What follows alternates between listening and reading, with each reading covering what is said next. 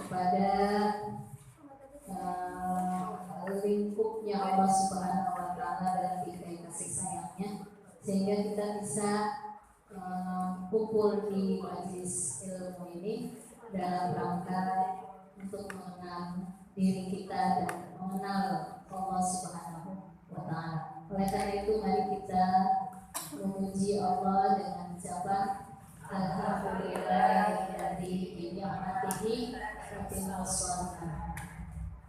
Salawat teriring salam semoga tercurahkan kepada baginda kita Habibana wa Nabiyana Muhammad sallallahu alaihi wasallam. Ibu yang dirahmati oleh Allah Subhanahu wa Ta'ala, pada kesempatan yang berbahagia ini kita akan melanjutkan hadis tentang bab mujahadah, hadis yang ketiga.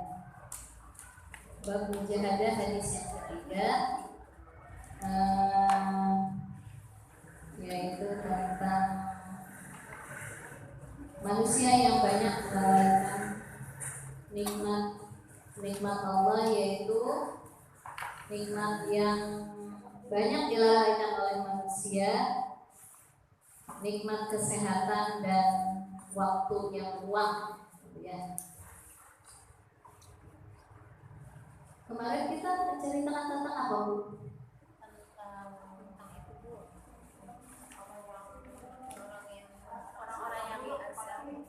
Orang yang berprasangka. Ada yang berprasangka baik, ada yang jadi jangan berprasangka buruk kepada Allah. Jadi teruslah memohon, teruslah meminta, teruslah berharap, tapi yang baik. Setiap harapan kita, setiap permohonan kita, setiap harapan kita yang baik-baik itu akan Allah wujudkan. Cuma bentuknya nanti, bentuk perwujudan permohonan kita itu pasti akan diwujudkan oleh Allah. Nah, cuma perwujudannya itu tergantung Allah. Yang penting terbaik buat kita. Perwujudan apa yang kita minta itu kan nanti akan ada 3 perwujudannya, ya. Allah akan memberikan yang lebih baik. Tuh. Nah, itu lebih hebat nih, Bu. Yang lebih baik lagi ketika di dunia. Ya, berarti apa yang kita minta kadang-kadang tidak sesuai, kan? Tapi yakin bahwa doa yang kita minta itu akan diwujudkan oleh Allah. Cuma perwujudan yang Allah kasih lebih baik daripada apa yang kita minta. Kadang-kadang kita nggak ngerti.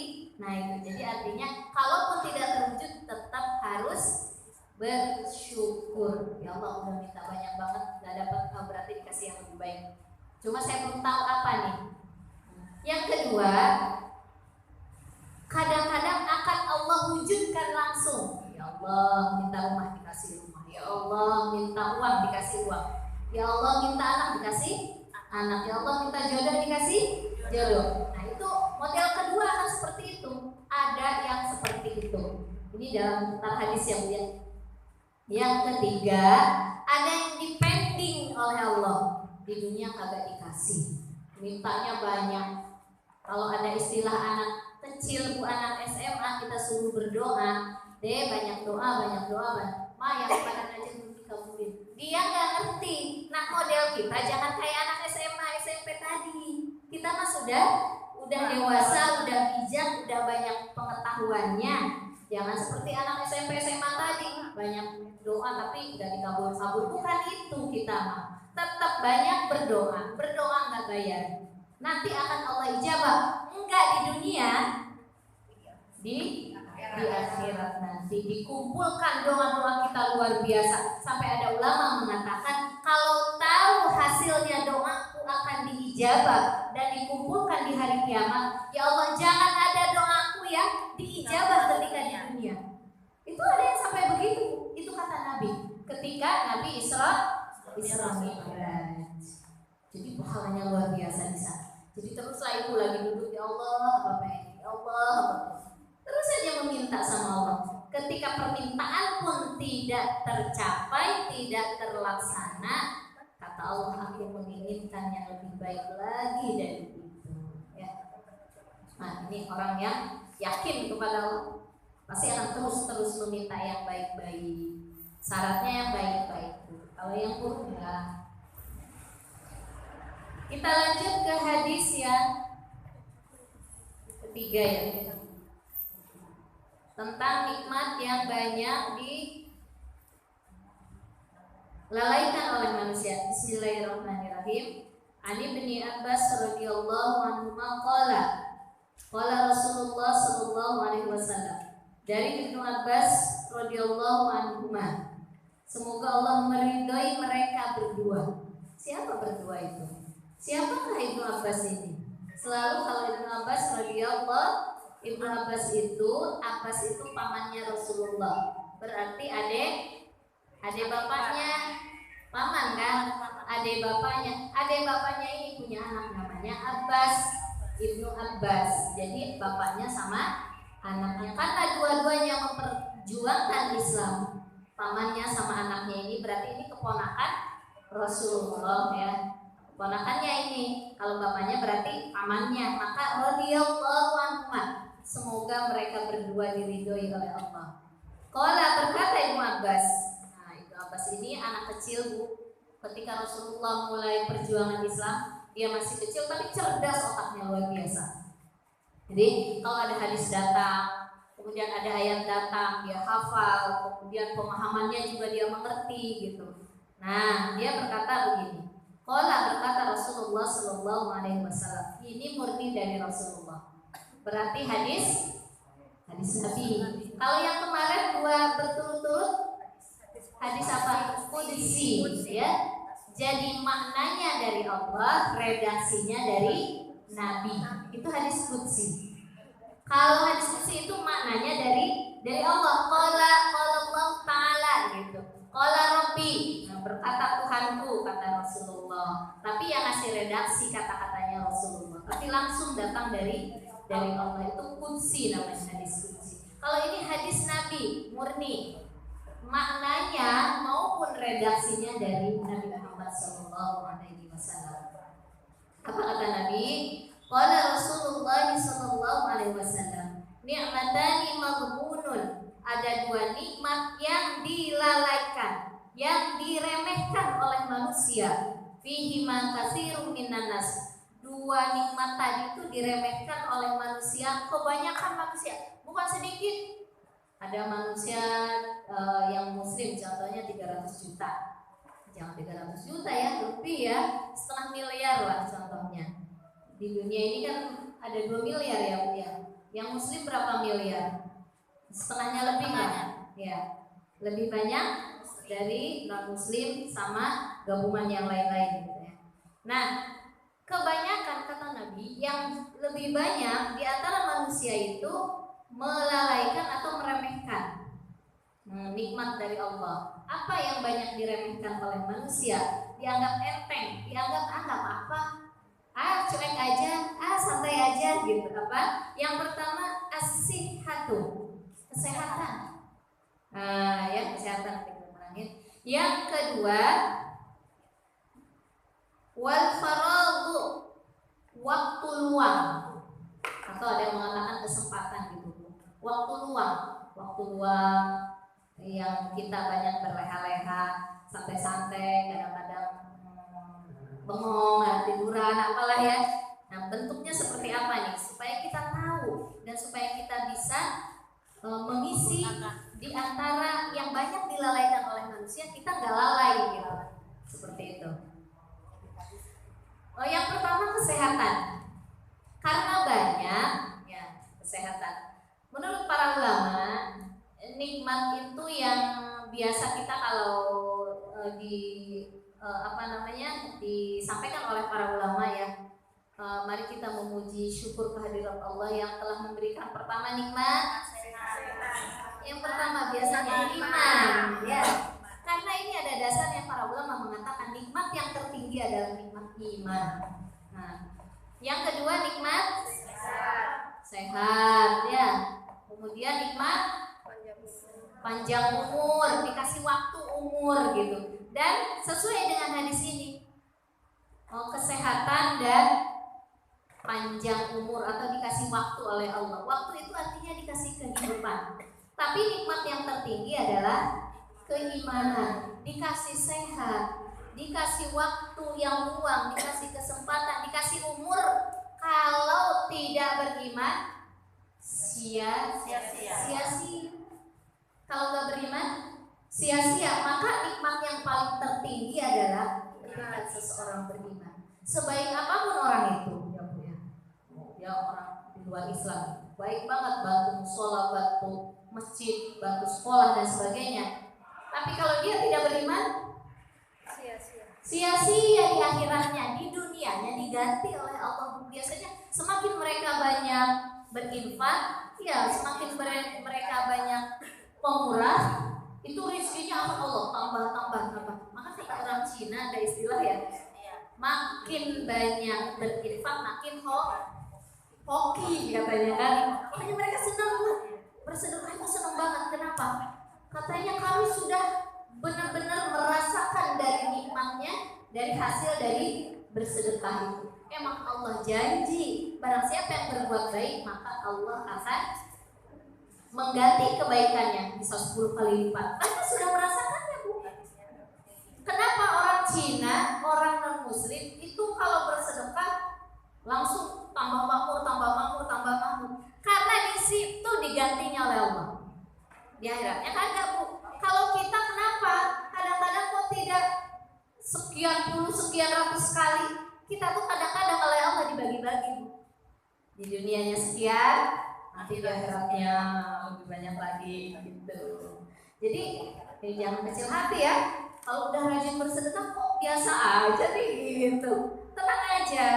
Jadi itulah bedanya orang beriman dengan orang kagak beriman. Walaupun dia sehat, walaupun dia nikmatnya banyak, rezekinya banyak, kemudian dia kebaikannya banyak, amal solehnya banyak, lalu itu nggak diterima oleh Allah ketika dia yaumil kiamah nanti, ketika di alam kubur nanti. Yang diterima orang-orang yang berbuat baik tanpa iman hanya di dunia saja.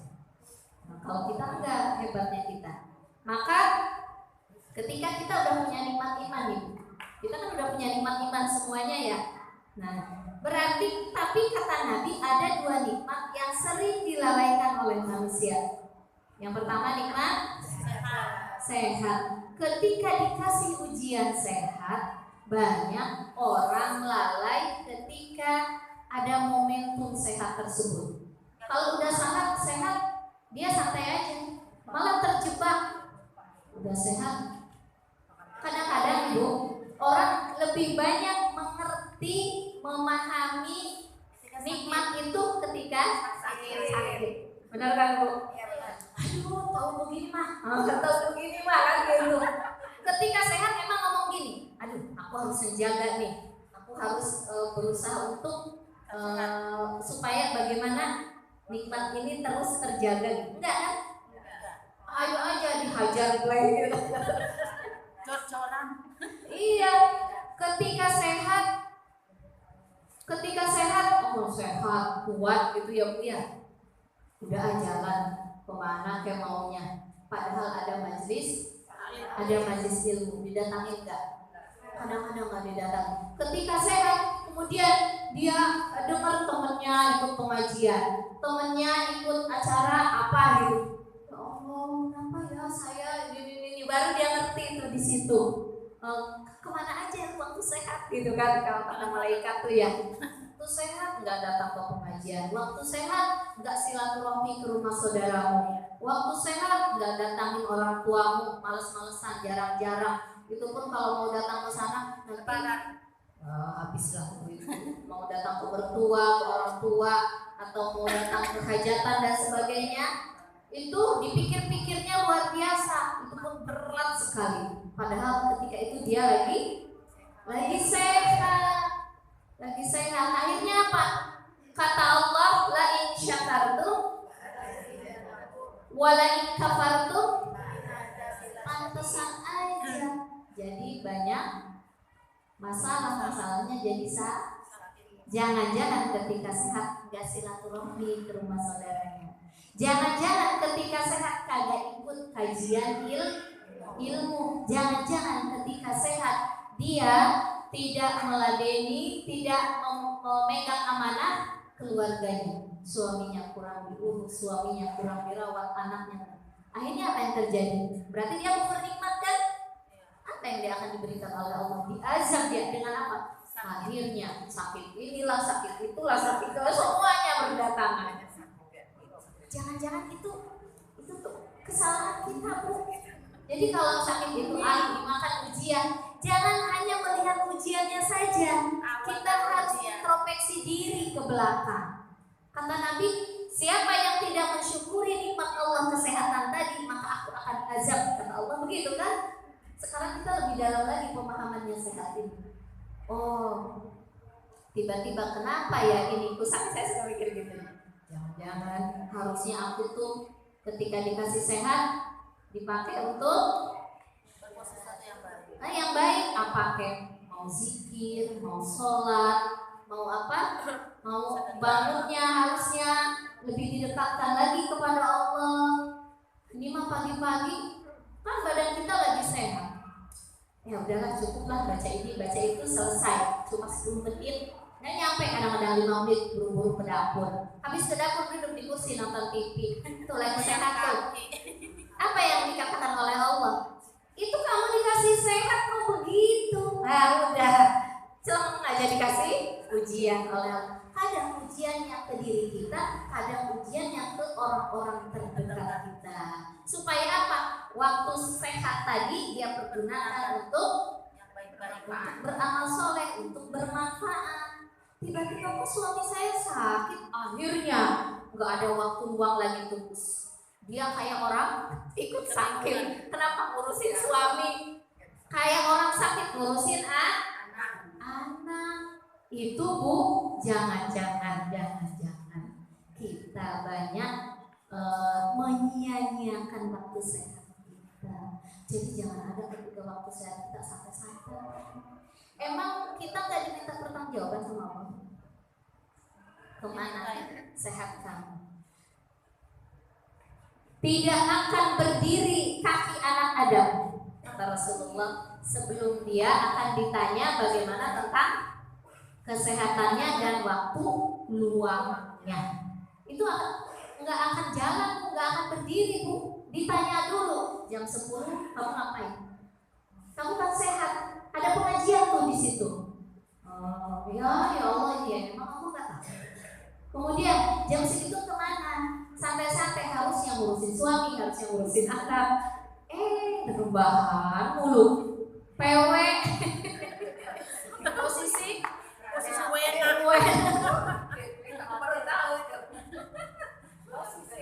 nah itu kesehatan kita itu ditanya sama Allah. Ya Allah, banyak ini yang sering kita lalaikan, bener gak?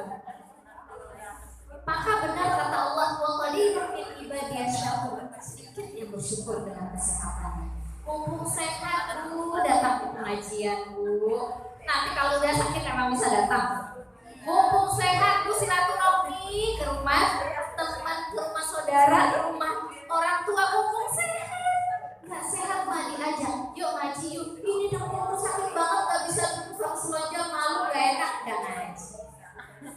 Udah nggak bisa kalau gitu. Iya, kemudian ayo dong kita ada acara amal nih, harapan. Aduh lagi udah punya duit. Itu apa hubungannya dengan sehat ya? Sehat mah bisa datang ya Bu ya? Iya. Nah, jadi ketika sehat itu suaminya bangunin, dek, ayo tahajud. Apa kata dia? Aduh bang, sakit kepala. Kemarin waktu sehat. Kalau lagi sakit, ada alasannya lagi. Itu, maka sebelum datang sakit, maka iktanim khamsan qabla khamsin. Persiapkan 5 perkara sebelum datang 5 perkara. Sihataka qabla, sebelum sakit apa sakit? Sehat. Kan bahasa Arabnya. Saqamika ya. Bu Zainab dulu yang nyampein. Tanggung jawab. Dilihat lagi catatannya. Nah, jadi sihataka qabla saqamika, sebelum sakitmu, sebelum payahmu, sebelum tidak berdaya gitu. Nah ini maka kata para ulama dikatakan benar kata Allah, wa qalilum min ibadiyas syakur, sedikit orang-orang yang bersyukur dengan kesehatan. Saya akui Bu, saya juga sama. Lagi sehat, terusnya banyak istighfar ya sekian kali, sekian kali, kemudian banyak sholawat dan sebagainya. Tapi kalau lagi sakit Bu, mau sholat 4 rakaat aja buat duha beratnya luar biasa, akhirnya nggak sholat. Ya, kalau lagi demam dikit bisa wudhu, boro-boro kena air aja, gigil banget. Ini mau wudhu, mau sholat 2 rakaat aja kan susah. Maka ketika sakit baru deh, ya Allah, minta sehat, kencengin minta sehatnya. Kata Allah, ketika kamu sehat tuh kamu lalai, mengetahui nikmatnya sehat. Nanti ketika kita sehat akan diminta pertanggungjawaban tiap per detik, Bu. Jam 10 lewat sedetik ngapain? Jam 10 lewat 2 detik ngapain? Itu ditanya semua, lama pertanyaannya. Kata Allah, "Faman ya'mal misqala dzarratin khairan yarah, wa may ya'mal misqala dzarratin syarran yarah." Sebesar biji apapun, ketika kita sehat, kita tidak bersyukur, tidak isi dengan hal-hal amal soleh, kita disehat itu. Duduk aja nonton lama, itu tuh akan ditanya oleh Allah 10 menitnya, jadi tanya apalagi kalau 1 jam. Nonton sinetron berapa jam Bu? Nonton udah gak pernah lagi nonton. Bu, ada yang masih nonton, ada yang masih seneng Bu, jangan gitu. Tapi ketika nonton pun harus zikir terus sama Allah ya Bu ya. Ya Allah, aku mau ngambil ibrah dari film ini, dari sinetron ini. Ambil ibrah Bu, jangan sampai lupa sama Allah. Oke, Bu ya, berarti masih banyak yang seneng, termasuk saya. Nah, ini akan ditanya oleh Allah. Yang kedua nikmat. Sebelum ke sana, banyakkan yang sukses ketika dia sehat atau ketika dia sakit? Yang sukses. Kalau ketika sehat dia harusnya syukur. Syukur itu artinya kita pergunakan kesehatan kita untuk beramal. Ibu masuk ke pengajian ya, ketik jalan, kan sehat tuh. Ya Allah, apa yang harus aku lakukan di amal soleh, apa nih? Harus diisi terus Bu. Punten tadi kan ketemu kepala penyuluh, namanya Abi Sama. Kita manggilnya Abi Sama. Namanya sih Muhammad Ridwan apalah gitu. Cuma panggilannya Abi. Jadi saya Bibi dari tadi Bibi mulu. Ya, itu Bu. Jadi sehat itu harus selalu diisi dengan amal soleh. Kalaupun ketika kita capek, kita diam, tetap ingat Allah dalam hati. Ya Allah, alhamdulillah aku udah ngerjain tadi. Ya Allah, kau kasih aku kemampuan ini. Ya Allah, itu artinya zikir, bukan selalu la ilallah, la ilaha subhanallah. Enggak berhenti dibuangkan. Bukan itu inti dari zikir itu. Itu hanya lisan. Inti zikir adalah ingat Allah di dalam hati. Lagi duduk, ya Allah, di dalam hati ya. Alhamdulillah tadi udah ngerjain. Ya Allah, amal soleh apa lagi ya Allah? Ketika aku duduknya, apa yang kita bisa? Ya Allah, tadi amal solehku itu mungkin banyak kekurangannya, mungkin banyak cacatnya, ada riaknya, ada sum'ahnya, ada sombongnya. Begitu pun kalau lagi duduk udah beramal soleh nih. Karena pasti ada sesuatu kesalahan juga dari amal soleh yang kita lakukan. Ada cacatnya juga, Bu, nggak ada manusia sempurna. Bagus nih Ibu ngaji di sini, emang sempurna amal soleh kita selama di sini. Ada aja kesalahannya, mungkin ngelirik sana, ngelirik sini, atau merasa suami aku sama aku, jabatan aku dong, aku ngajinya sekian kali, aku udah mengenal ini, aku mengenal ini, aku lebih bijak, aku lebih ini lah. Itu di situ harus kita obati. Nah, momentum lagi sehat ketika kita diam, coba momentum untuk selalu berpikir, itu juga zikir. Jadi nanti di hadapan Allah catatan kita selalu produktif. Orang yang takwa itu orang yang nah, ingat itu rumus tuh, orang bertakwa itu produktif dalam beramal soleh.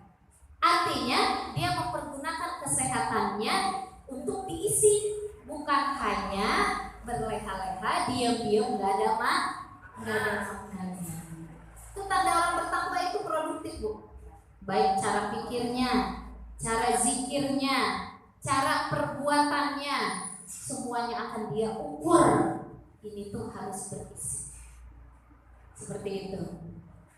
Yang lanjut, yang kedua apa yang sering banyak dilalaikan oleh manusia?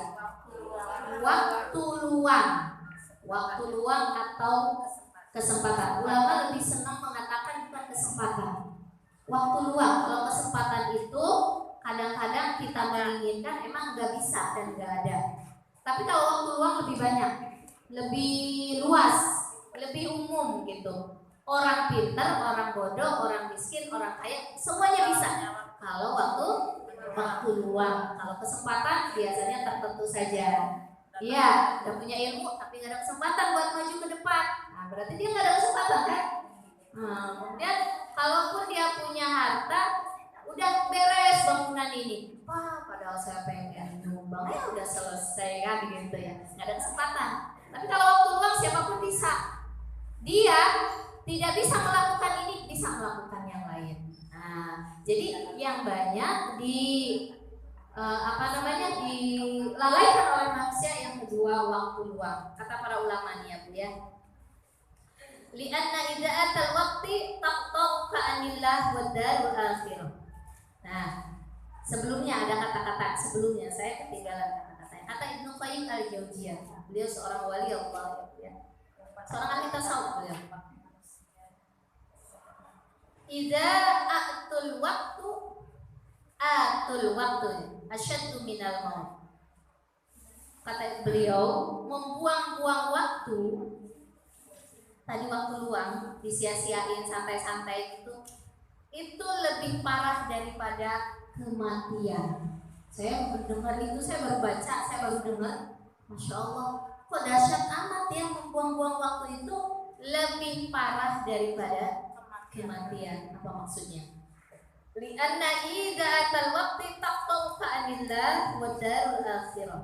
Karena membuang-buang waktu akan menghalangi, akan memisahkan antara diri kita dengan Allah dan kehidupan akhirat.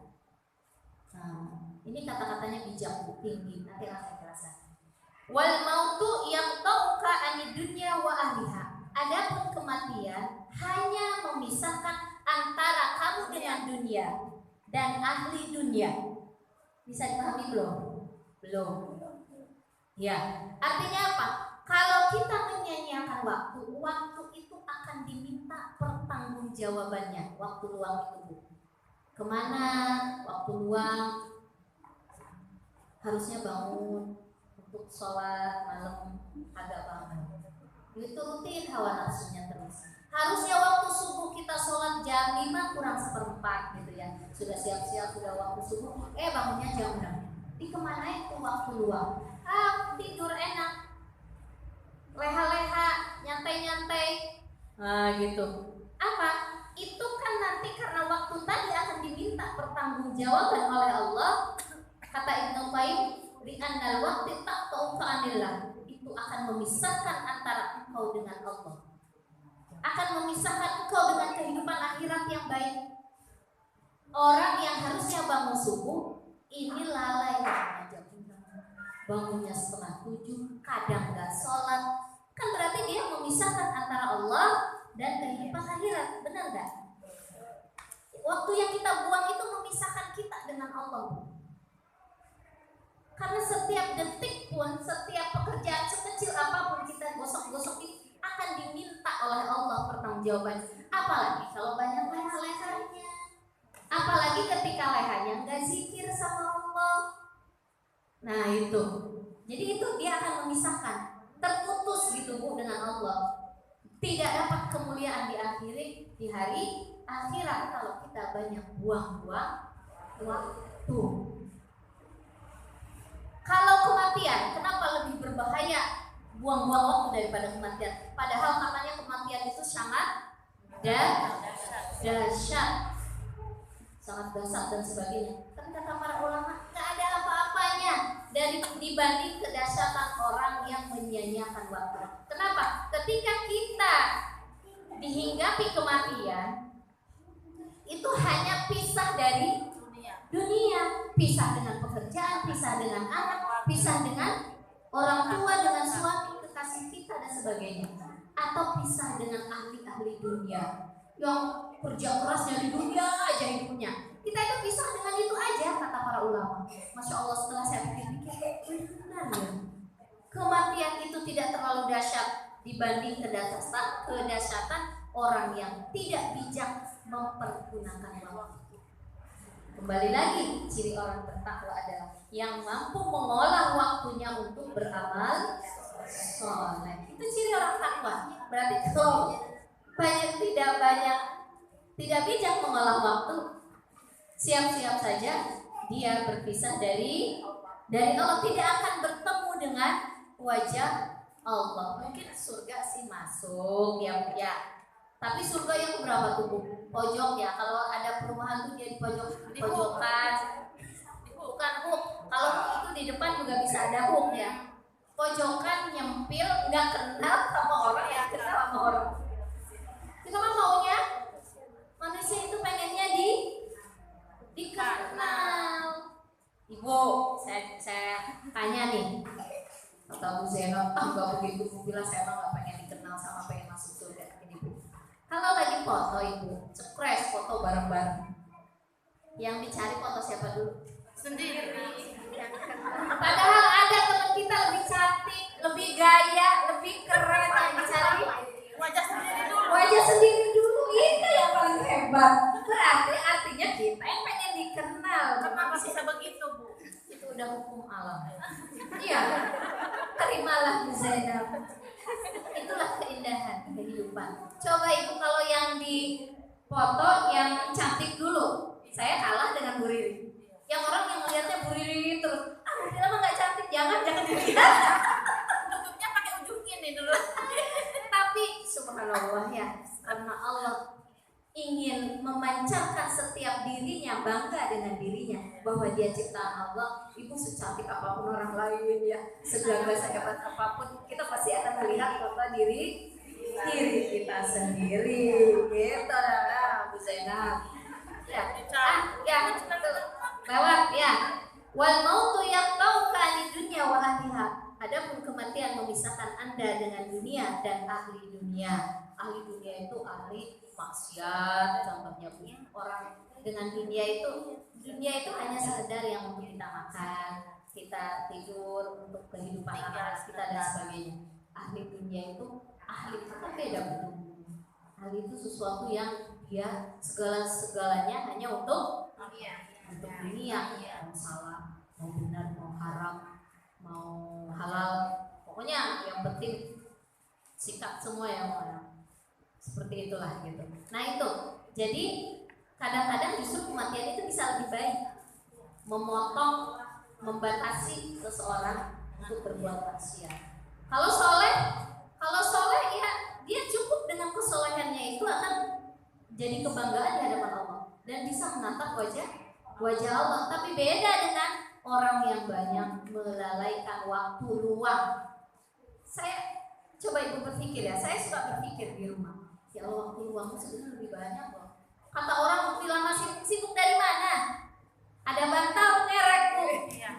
Iya, udah capek, udah padahal belum capek-capek banget, udah duduk lagi gini, tidur lagi, ngerek lagi. Itu bantal tuh. Iya, banyakkan waktu luangnya hidup kita itu sebetulnya Bu.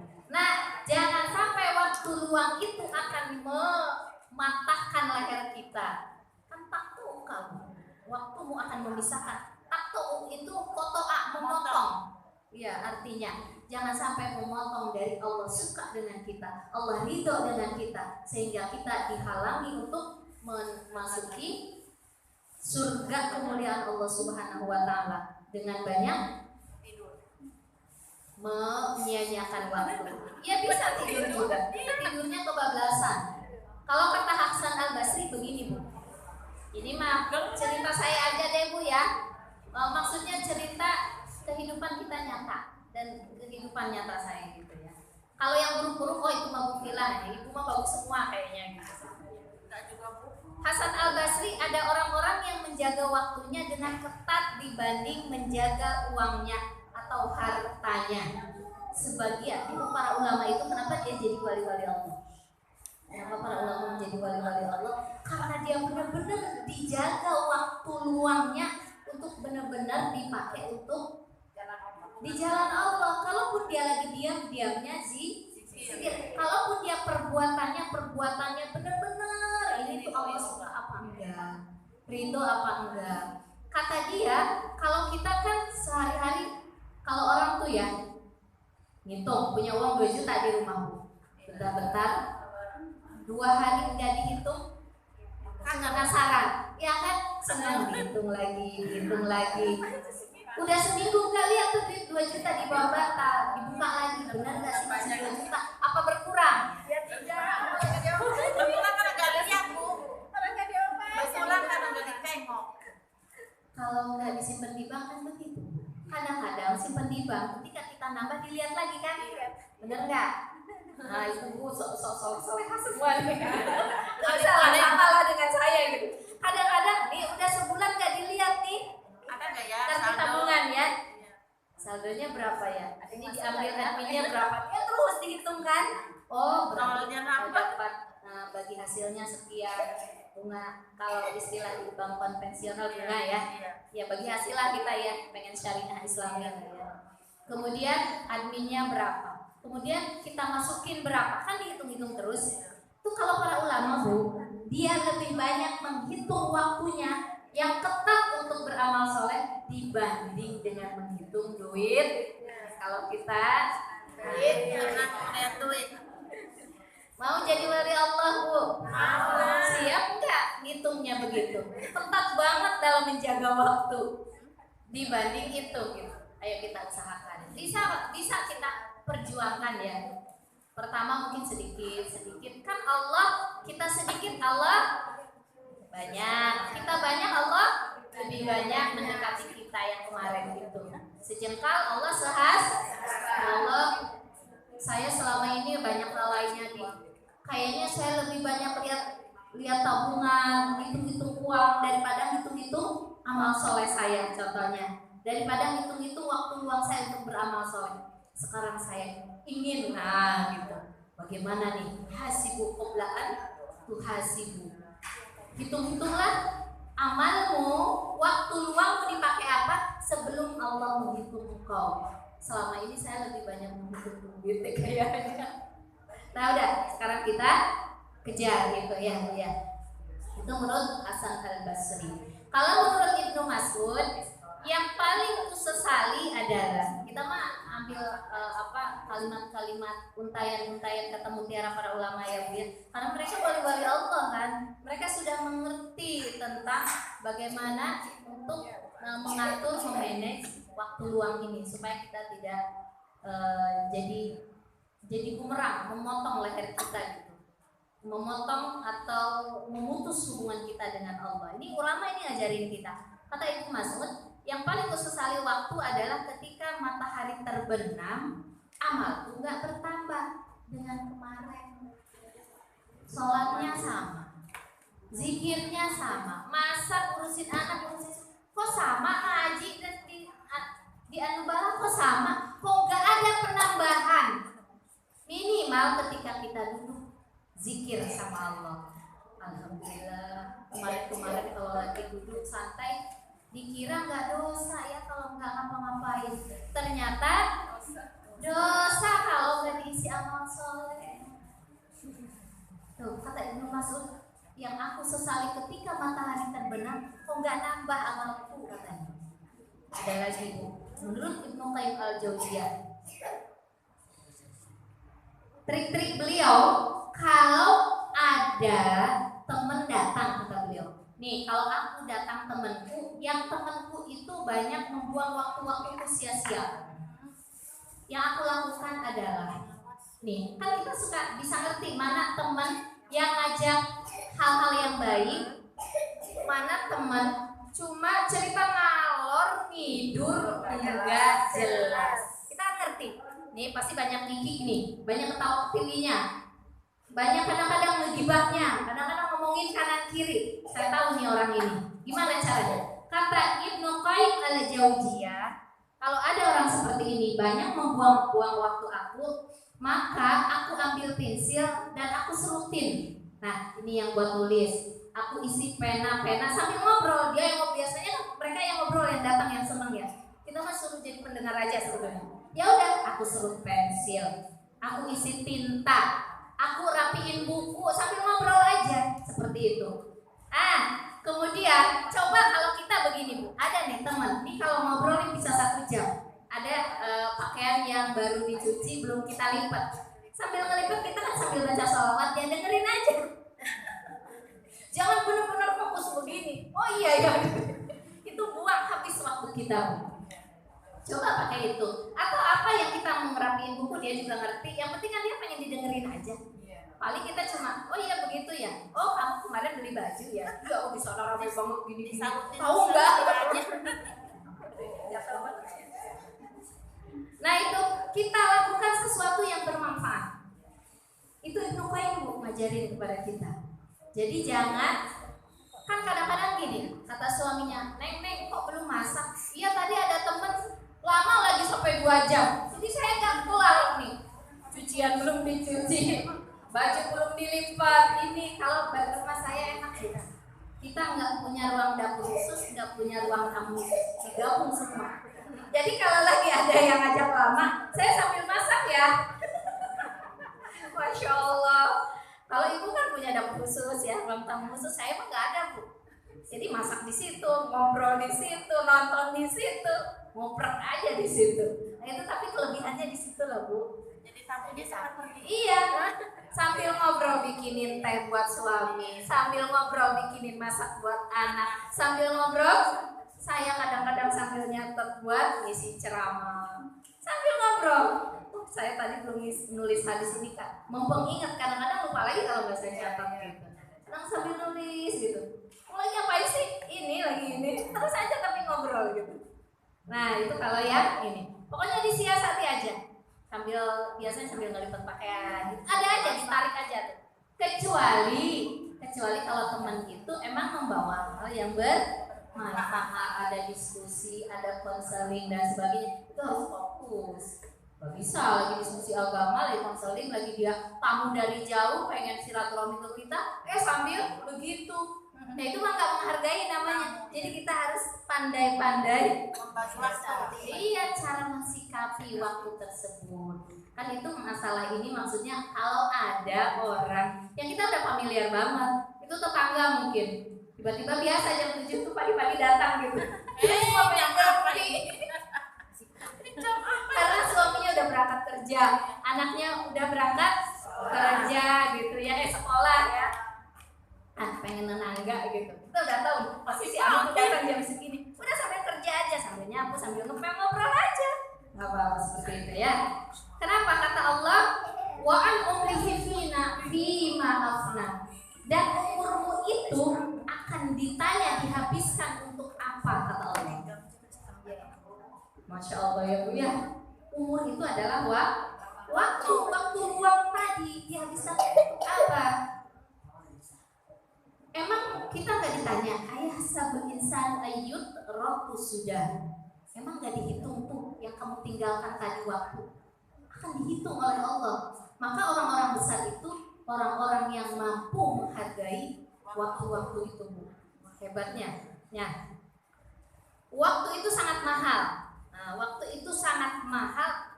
Kapan ketika kita merasakan waktu itu mahal? Ketika sakit. Ada yang udah lagi. Kalau udah tua. Bukan. Ketika kematian akan datang. Itu disinyalir, itu infonya dalam Al-Quran, bukan kata saya. Ketika kematian akan datang, baru orang itu akan mengetahui dan merasakan waktu itu luar biasa berharganya. Apa di dalam Al-Quran surat Al-Munafikun ayat 10 sama 11. Nih. 10 sama 11. Wa anfiqu mimma razaqnakum min qabli an ya'tiya ahadakumul maut fa yaqula rabbi laula akhartani ila ajalin qarib. Fa saddaqa wa akum minas shalihin. Kata Allah, infakkanlah dari sebagian harta rizki yang aku berikan kepadamu sebelum datang di antara kalian kematian. Karena kalau udah mau mati, Bu, udah mau tenggorokan di sini, udah kata dokter umurnya pinang sehari atau 2 hari lagi, maka dia baru mengatakan fayaqulu Robbi laula akhartani ila ajalin qarib. Ya Allah, tambahin sehari lagi aja umurku ya Allah. Untuk apa dia bilang? Untuk apa dia mau mengatakan pernyataan seperti itu? Fa asaddaqa wa akum minas sholihin. Sekarang falsafahnya, kenapa sedekah? Gitu kan? Nanti. Kemudian kenapa yang diminta sehari saja? Ternyata bahwa kita tidak terlepas hidup kita itu dari waktu. Jadi yang menentukan kita dikasih kesempatan oleh Allah untuk hidup, kehidupan itu adalah waktu. Waktu itu adalah sumber segala-galanya. Mau diisi dengan kebaikan kah? Atau diisi dengan keburukan kah? Bahagiakah kita? Sengsarakan kita? Itu waktu di dalamnya. Maka Allah benar di dalam Al-Asr bersumpah kan, wal asri, demi waktu.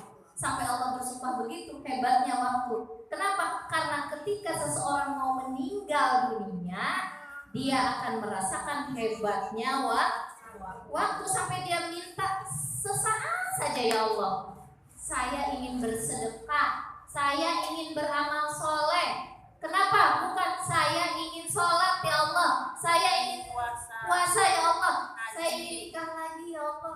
Belum kesampaian sama calon yang dulu tuh, masih mikir sama mantan. Kenapa bukan itu, Bu? Karena kalau sholat butuh waktu. Karena kalau puasa butuh waktu. Apalagi kalau nikah harus manggil-manggil, harus dicatatan sipil kan? Kalau nggak dicatatan sipil, ya udahlah nikah gitu. Harus proses ini itu dulu gitu. Tapi kalau sedekah, dihidupkan lagi sesaat, sedekahkan ke Anubala, selesai. Ambil uang di sana. Sedekahkan buat sekolah, ambil. Sedekahkan buat anak yatim, selesai, ngalir pahalanya. Kalau yang tadi lagi puasa baru niat, belum puasa udah dicabut lagi. Tapi kalau cuma untuk bersedekah, bilang ke anaknya sedekahkan ke Anubala 100 juta, habis uang mama, selesai. Cepat kalau sedekah, dan nanti pahalanya langsung mengalir, kelihatan. Kalau amal-amal saleh ini hanya perumpamaan dari Allah gitu. Fa saddaqa wa akum minas. Jadi orang ini ketika mau meninggal minta waktu, Bu. Yang orang lain banyak menyia-nyiakan waktu luang. Kalau bisa dibeli itu sama orang mau meninggal, gue beli deh sehari aja. Kalau kata Bill Gates adanya dia lagi sakaratul maut nih, duitnya triliunan, Bu. Kita mah banyak waktu luang ya. Saya pernah datang ke orang yang sukses, orang kaya, pintar lagi. Katanya gini, dia nyindir mahasiswa. Mumpung lagi ada banyak waktu, banyak belajar. Kalau udah seperti saya, duit banyak, jabatan adalah semua, udah segalanya ada, tapi waktu yang gak ada. Saya pun ketika dulu waktu kuliah, mau waktu baca itu luang sekali banyak, tapi mau beli buku gak punya duit. Akhirnya apa? Saya siasati datang ke perpustakaan, datang ke toko buku. Zaman dulu toko buku agak diplastikin kasih. Jadi berdiri lama di situ, duduk jam di situ bisa setengah jam, 1 jam. Kata dosen harus beli buku ini, saya nggak beli. Baca aja di situ saya tulis, nulis aja di situ saya tulis. Kan jadi plastikin zaman dulu. Zaman sekarang plastikin harus beli. Segel Iya itu. Tapi dulu kagak bisa beli buku, tapi waktu banyak. Zaman sekarang mau beli buku aja insya Allah bisa, tapi waktu, ya Allah mau baca udah capek banget, habis dari sana nangis. Ya Allah udah capek mau gini, ya Allah udah bikin makalah, ya Allah udah bikin ini, udah beli buku lagi, baru dibaca setengahnya. Apa tuh depannya itu namanya pengantar. Tapi kalau kita biasa baca buku waktu dulu, pengantar itu udah mencerminkan isi. Setidaknya itu udah mencerminkan isi, Bu. Jadi saya kayak ngajar anak kuliah jadi ya. Tapi ibu-ibu nggak apa-apa. Jadi kalau lagi males baca isinya, minimal ibu baca pengantarnya dulu. Itu udah mencerminkan isi. Nanti kalau ibu cerdas itu nanti akan berimajinasi sendiri. Oh isinya masih ini. Ada yang saya penasaran nih dengan bab ini. Gitu.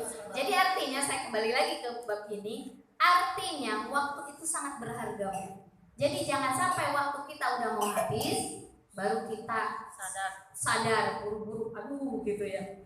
Gitu. Sudah 11:30 ya Bu ya. Belum selesai nih, sedikit lagi. Kita lanjut ya Bu ya. Kan kita mau ada acara makan-makan ya Bu ya. Kalau kita mau ada taksin, saya selesaikan sekarang karena mau ada acara makan-makan sampai jam 12 itu ya. Nanti kita lanjut minggu depan. Anaknya Bu Tati sama Bu Arabia kan lagi ada. Iya. Anak saya apa? Anak Bu Tati katanya ya. Kita jangan sekarang Bu. Mungkin hari Jumat ya. Hari Jumat saja. Mungkin lagi repot banget urusnya sekarang. Nanti agak ya, saya tutup dulu ya Bu ya. Insya Allah minggu depan kita lanjut ayatnya. Ini baru satu ayat. Ayat ke-11-nya belum, kemudian ayat Al-Mu'minunnya belum. Mudah-mudahan materi yang dikaji pada hari ini semoga bermanfaat dan bisa menjadi kaki pro buat kita untuk selalu mengisi kesehatan kita dengan amal soleh dan mengisi waktu luang kita dengan amal soleh dan berzikir kepada Allah. Dari saya cukup sekian, wabillahi taufiq wal hidayah. Wassalamualaikum warahmatullahi wabarakatuh. Ininya Ibu, sebelum kita masuk kajian tahsin, mari kita